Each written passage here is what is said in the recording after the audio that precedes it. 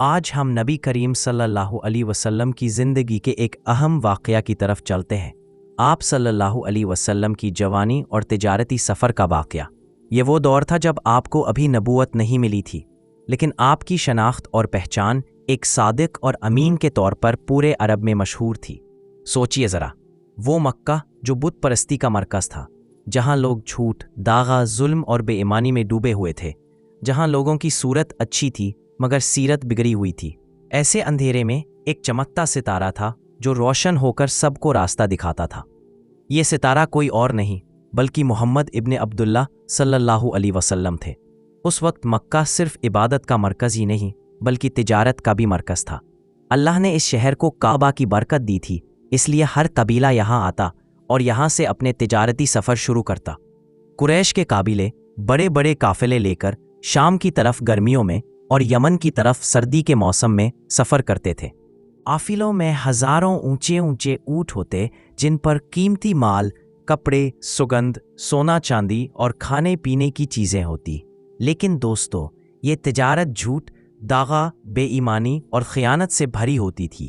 لوگ مال بیچتے ہوئے قسم کھا کر جھوٹ بولتے، تول ناپ کے بات پر دھوکہ دیتے، امانت رکھ کر اس میں خیانت کرتے۔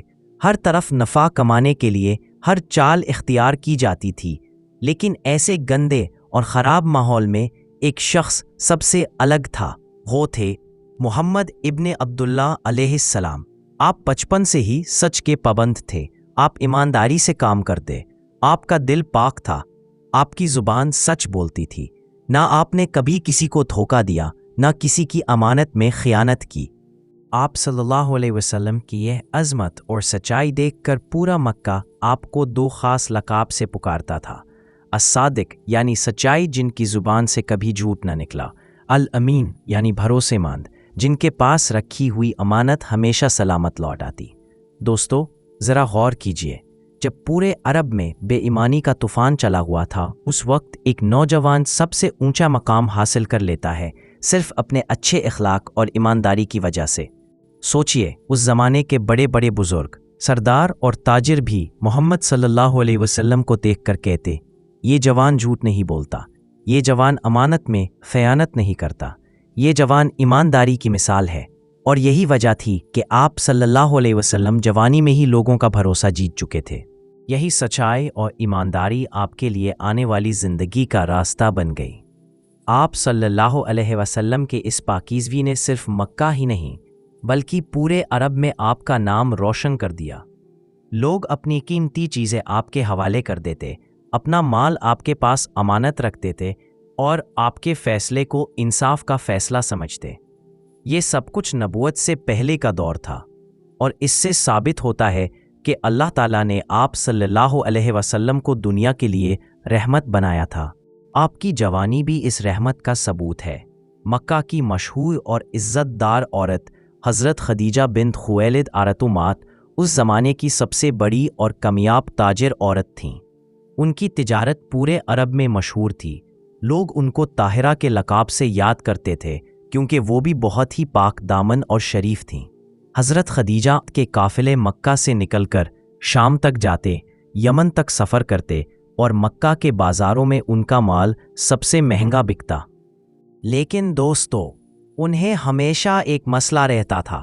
ان کو اپنے تجارتی قافلوں کے لیے ایک سچا اور ایماندار آدمی چاہیے ہوتا، کیونکہ اس زمانے میں عادت یہ تھی کہ تاجر اپنے قافلے کے ساتھ نہیں جاتے تھے بلکہ وہ کسی اور کو اپنا مال دے دیتے جو سفر کر کے تجارت کرتا۔ لیکن زیادہ تر لوگ دھوکہ کر جاتے، صحیح حساب نہیں دیتے اور اپنے لیے زیادہ مال رکھ لیتے۔ اسی لیے جب حضرت خدیجہ رضی اللہ تعالیٰ عنہا نے اپنے آس پاس کے لوگوں سے مشورہ لیا کہ کس کو بھیجنا چاہیے، تو سب نے ایک ہی نام لیا: محمد ابن عبداللہ صلی اللہ علیہ وسلم۔ سب لوگوں نے کہا، یہ وہ جوان ہے جو سچا ہے، ایماندار ہے، کبھی جھوٹ نہیں بولتا، کبھی دھوکہ نہیں دیتا۔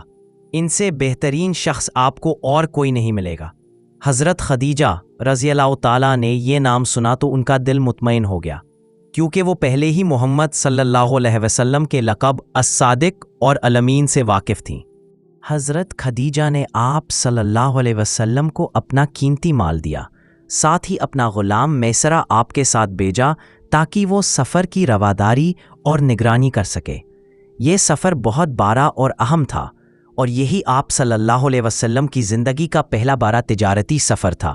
سفر شروع ہوا اور یہاں سے وہ واقعات سامنے آئے جو نبی صلی اللہ علیہ وسلم کی عظمت اور شان کو ظاہر کرتے ہیں۔ میسرہ نے دیکھا کہ تیزی سے جلتی ہوئی دھوپ میں جب قافلہ سفر کرتا تو ایک بادل ہمیشہ محمد صلی اللہ علیہ وسلم کے ساتھ رہتا۔ یہ بادل آپ صلی اللہ علیہ وسلم پر سایہ ڈال کر چلنے لگتا تاکہ دھوپ کی گرمی آپ کو تکلیف نہ دے۔ یہ دیکھ کر میسرہ حیران بھی ہوتا اور سمجھ جاتا کہ یہ شخص عام انسان نہیں۔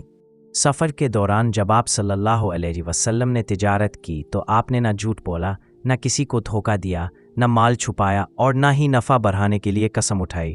آپ صلی اللہ علیہ وسلم کی سچائی اور ایمانداری دیکھ کر لوگ خود ہی آپ سے مال خریدنے لگے۔ نتیجہ یہ نکلا کہ جو مال عام طور پر ایک قیمت پر بکتا ہے وہ آپ صلی اللہ علیہ وسلم نے دوسرے لوگوں سے زیادہ قیمت پر بیچ دیا۔ حضرت خدیجہ رضی اللہ تعالیٰ عنہ کے مال آپ صلی اللہ علیہ وسلم کی برکت اور ایمانداری کی وجہ سے ڈبل منافع پر بک گیا۔ روایتوں میں آتا ہے کہ جب قافلہ ایک جگہ رکا تو ایک مسیحی راہب نے آپ صلی اللہ علیہ وسلم کو دیکھا۔ اس نے پہچانا کہ یہ چہرہ عام چہرہ نہیں ہے۔ اس نے میسرہ سے کہا، یہ نوجوان ایک دن بہت بڑا مقام پائے گا۔ میں ان کی آنکھوں اور چہرے میں وہی نشانیاں دیکھ رہا ہوں جو ہماری کتابوں میں آنے والے نبی کی ہے۔ میسرہ یہ سب کچھ دیکھ کر اور بھی متاثر ہوتا گیا۔ جب محمد صلی اللہ علیہ وسلم قافلہ لے کر مکہ واپس آئے تو حضرت خدیجہ نے دیکھا کہ اتنا زیادہ منافع ان کو پہلے کبھی نہیں ہوا تھا۔ میسرہ نے بھی ان کو تمام واقعات سنائے، کیسے دھوپ میں بادل آپ صلی اللہ تعالی پر سایہ کر رہا تھا، کیسے آپ نے ایمانداری اور سچائی کا نمونہ قائم کیا، کیسے راہب نے آپ صلی اللہ تعالی کی نشانیاں پہچانی، اور کیسے مال عام سے کہیں زیادہ قیمت پر بک گیا۔ یہ سب سن کر حضرت خدیجہ رضی اللہ تعالی بہت متاثر ہوئیں۔ ان کے دل میں محمد صلی اللہ تعالی کے لیے محبت اور عزت پیدا ہوئی، اور کچھ عرصے بعد انہوں نے آپ صلی اللہ تعالی سے نکاح کا پیغام بھیجا۔ دوستو، اس واقعہ سے ہمیں بہت بڑے سبق ملتے ہیں۔ تجارت کی اصلی روح سچائی اور ایمانداری ہے۔ کامیابی صرف مال سے نہیں بلکہ اچھے اخلاق اور کردار سے ملتی ہے۔ اگر انسان اپنے رویے اور اخلاق کو صاف رکھے تو لوگ خود اس کا دلدار بن جاتے ہیں۔ نبی کریم صلی اللہ تعالیٰ کی زندگی ہر میدان میں ہمارے لیے بہترین نمونہ ہے۔ پیارے بھائیوں اور بہنوں، نبی کریم صلی اللہ تعالیٰ کی جوانی کا یہ تجارتی سفر عام سفر نہیں تھا، یہ آنے والی نبوت کی نشانیوں میں سے ایک نشانی تھا۔ اللہ نے اپنے حبیب صلی اللہ علیہ وسلم کو بچپن اور جوانی سے ہی ایسے پاک سفر کروایا کہ دنیا سمجھ لے کہ یہ شخص صرف ایک تاجر نہیں بلکہ آنے والے زمانے کا رحمت للعالمین ہے۔ اللہ تعالی ہمیں بھی نبی صلی اللہ علیہ وسلم کے اخلاق اور ایمانداری کو اپنانے کی توفیق عطا فرمائے، آمین۔